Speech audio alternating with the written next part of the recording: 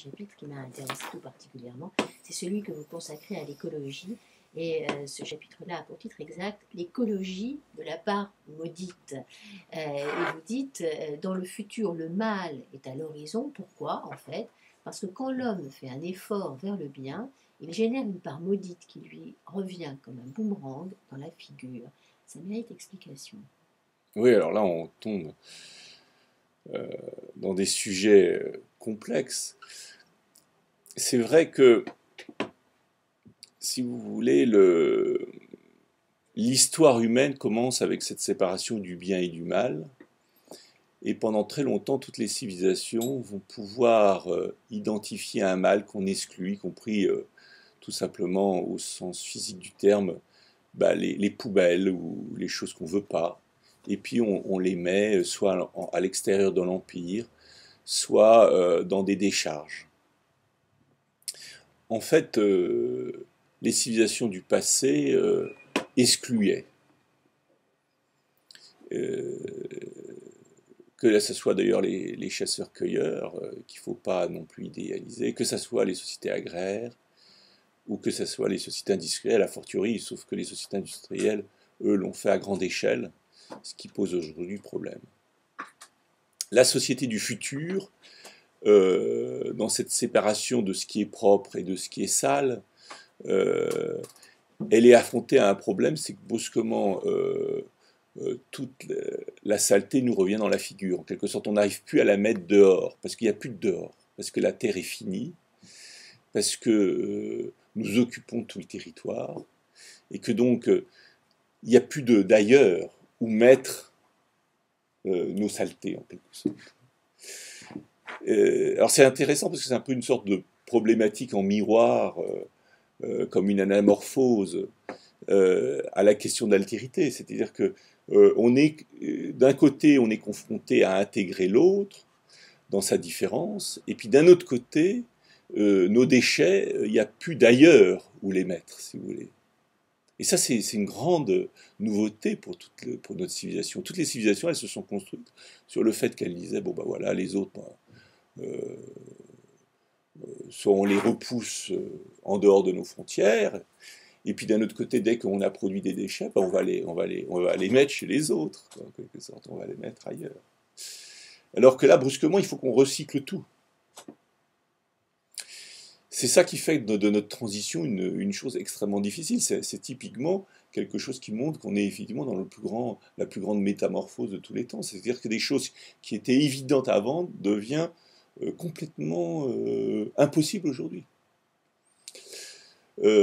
Alors aujourd'hui, encore une fois, les solutions existent. Et il y a toute une série de chercheurs qui ont inventé toute une approche cradle to cradle qui est de montrer qu'effectivement, cette logique de rejeter sans recycler, finalement, d'autres espèces, et même la biologie, même toute notre planète, en fait,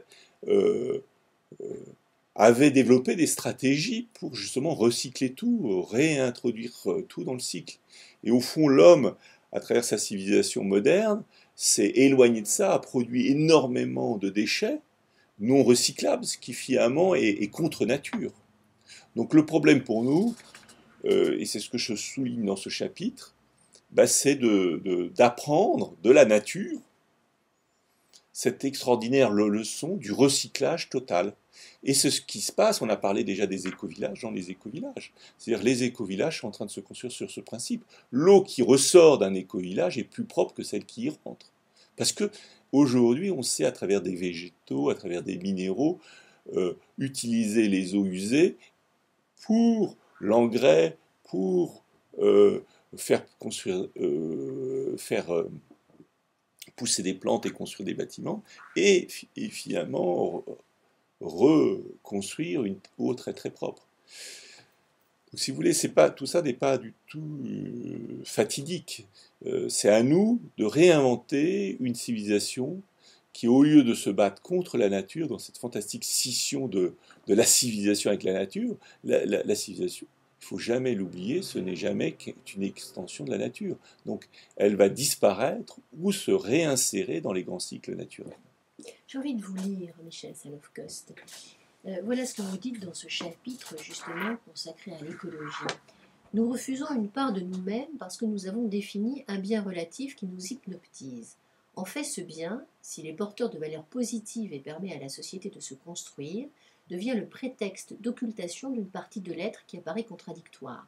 Le refoulé se révolte et nous le punissons d'autant plus. Ce processus crée le sadomasochisme intériorisé, où chacun d'entre nous finit par devenir le moteur de sa propre destruction. Cette pulsion de mort est elle-même refoulée et devient là encore plus virulente. Chacun tente d'échapper au mal en faisant bonne figure alors qu'il est au plus profond de lui-même rongé par l'envie de tout anéantir. La société devient un gigantesque mensonge où les pulsions de mort sont camouflées derrière un activisme absurde. L'ironie est bien sûr que cet enfer est pavé de bonnes intentions.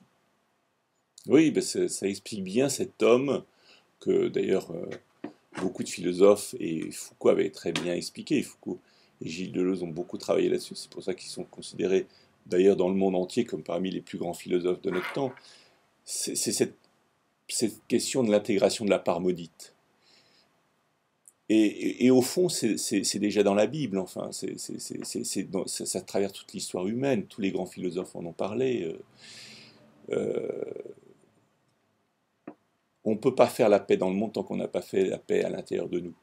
On ne peut pas s'ouvrir à l'autre dans son altérité si on ne s'est pas ouvert à l'intérieur de nous-mêmes, à notre part maudite, à ce qu'il y a de tout autre en nous-mêmes.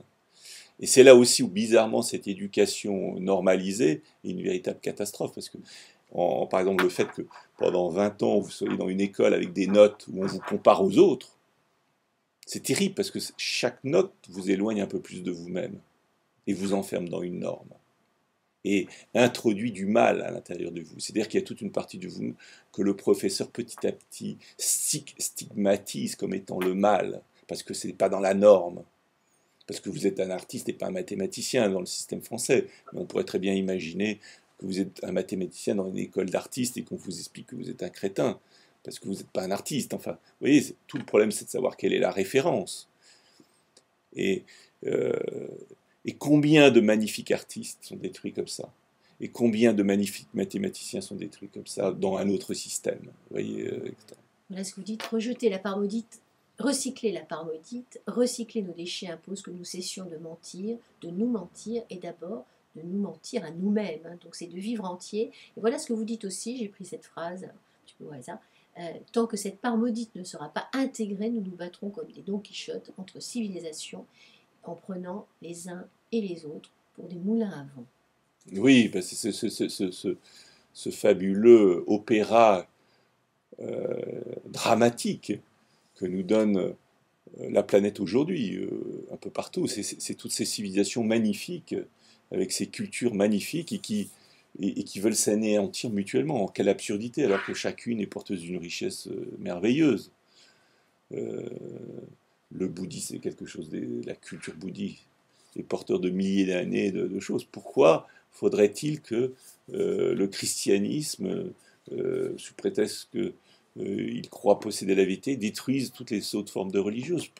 Pourquoi ne pas voir, au contraire, la richesse de chacune de ces cultures, les explorer et développer la diversité et faire naître encore de nouvelles cultures? Michel Salov-Coste, on va s'interrompre, ça va être l'heure des informations. Ensuite, juste après les informations, eh bien, nous rejoindrons quelqu'un qui va partir au Festival d'Avignon, c'est David Harveillé, et qui va proposer un spectacle qui s'appelle Dreyfus l'affaire. C'est une pièce qui a été écrite par Pierrette